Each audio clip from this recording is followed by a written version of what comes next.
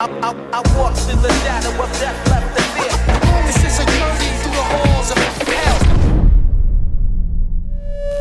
Yes people, what is good? I am BA and today I want to talk about the movie Funny Games from 1997. Now recently I've just been watching new movies by searching by genre, depending on the mood I'm in, and then searching by user rating. So this week I've been in a horror movie mood, so I searched the horror genre by user rating and came across this Swedish movie that I'd never seen before called Funny Games, so I thought this is highly rated, I'll check it out. And just to warn you, this will have a lot of spoilers in it, so if you haven't seen this movie and do not want it spoiled for you, please don't keep listening. But it's seemingly got a very standard setup to a horror movie, you know. It's an older couple, not too old, maybe in their 40s, with a 10-year-oldish son, and they're living by themselves, when a random stranger comes to the front door and asks to borrow some eggs. Now this guy straight away is quite weird acting, but you don't think anything of it, and the wife gives him the eggs he wants to borrow, but as he's leaving he drops them, and then he says, can you get 4 more? And she's like, yeah, okay, not a problem, and she gives him 4 more eggs,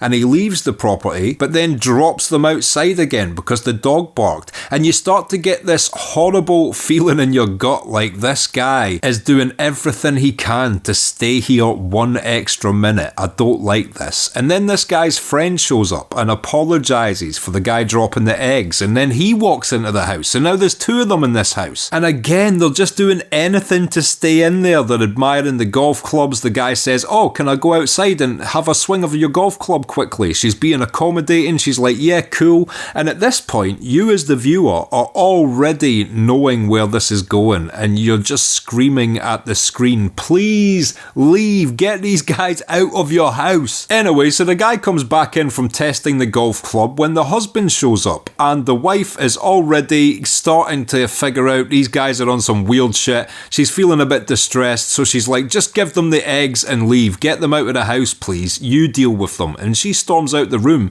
The husband's like, what's going on? Why is she in such a bad mood? The 2 guys then rudely tell the husband to get them 4 more eggs, and he slaps one of them, which causes them to break his leg with a golf club, and this is the beginning of it all turning sinister. Yes, in many ways this is a classic horror movie. These guys are here to torture and be cruel to this family, but that's just surface level what this is about, and I'll get more into that later. The first time this movie really punched me in the gut though was when they said, oh, we've got a surprise for you, go outside, and they tell the wife that she's getting warmer as she's walking towards the car, and she opens the door and the family dog just falls out onto the ground dead, and it's revealed that when he was outside testing the golf club, he'd killed the family dog.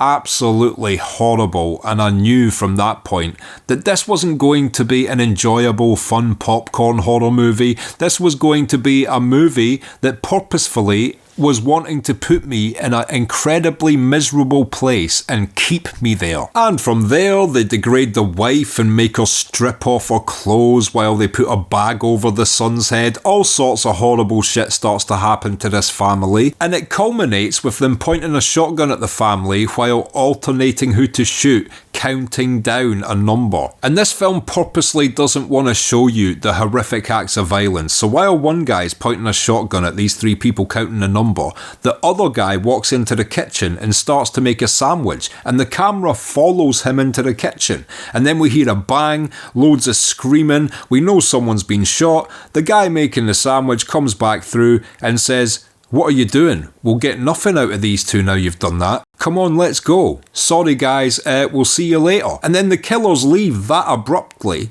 and then it cuts to about a 3-minute long shot of the 10-year-old son's body now lying on the ground with his head shotgunned off, the mum on her knees, absolutely in shock, and the father, who had been pretending to be dead, now starts weeping and has to be comforted from the wife. I have so many fucking thoughts about so many parts of this, and I want to go back to the start because another thing I love about this film is there's quite a few camera shots in this which are 1 minute long, 2 2 minutes long, 3 minutes long. They're like miniature rehearsed plays, and I love them because the scenery's laid out perfectly, the lighting's laid out perfectly, they've pre-planned their performance, and to be honest, after watching more longer edited movies with longer cuts, it starts to make really quick cut shit look almost tacky or just phoned in, completely not thought about in the pre-production process with storyboards and shit like that. I think it was the Fargo TV show that did it to me, to be honest. Now when I see subpar cinematography, I just cannot get with it anymore. And this film's cinematography is amazing, especially, like I said, the fact that they choose to have these extra long cuts, especially in some of the most uncomfortable moments. So from there, you think this husband and wife have been left, their son's been dead, the killers are now gone, surely this can't be the end.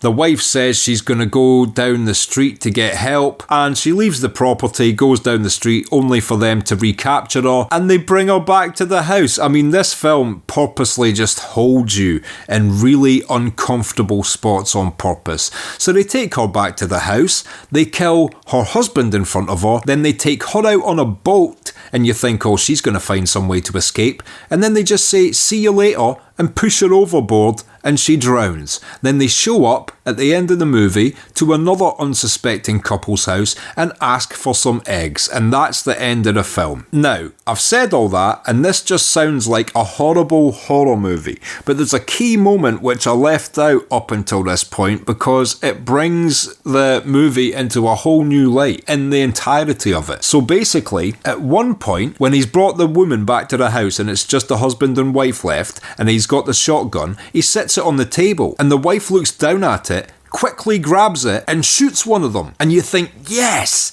and then the other killer goes, no, no, no, and he reaches for a television remote control, presses rewind, and actually rewinds the movie we the audience are watching to the point before she grabbed the shotgun. Then it presses play again, she looks to the shotgun, she reaches for it, and he snatches it off her. Now that shows you what this film really is. This film is a criticism of people who enjoy overly horrific horror. This film is a criticism of overly horrific horrors, such as Saw and Hostel. This film thinks, oh, you want to watch 1 hour and 15 minutes of people being tortured, but then you expect some sort of salvation at the end where she's going to grab a shotgun and save herself. No, you don't deserve that. You don't even get that. We'll show you what you wanted to happen and then literally break the fourth wall to rewind and take it away from you. This is what you deserve. This is the reality of horror. And man, I get it. It's a powerful point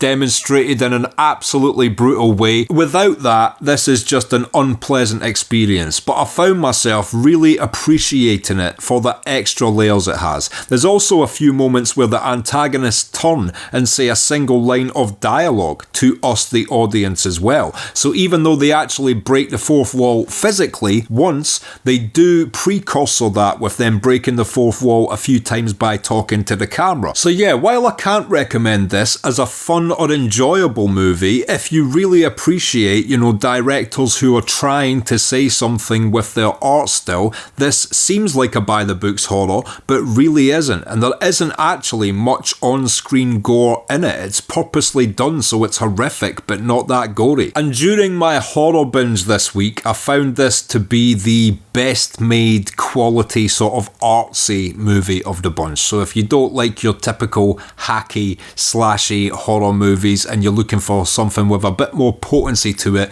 check this one out. And until next time, if you've liked this video, click like, subscribe, comment down below, come over to the Patreon, sign up and help support me personally. I've been BA, peace.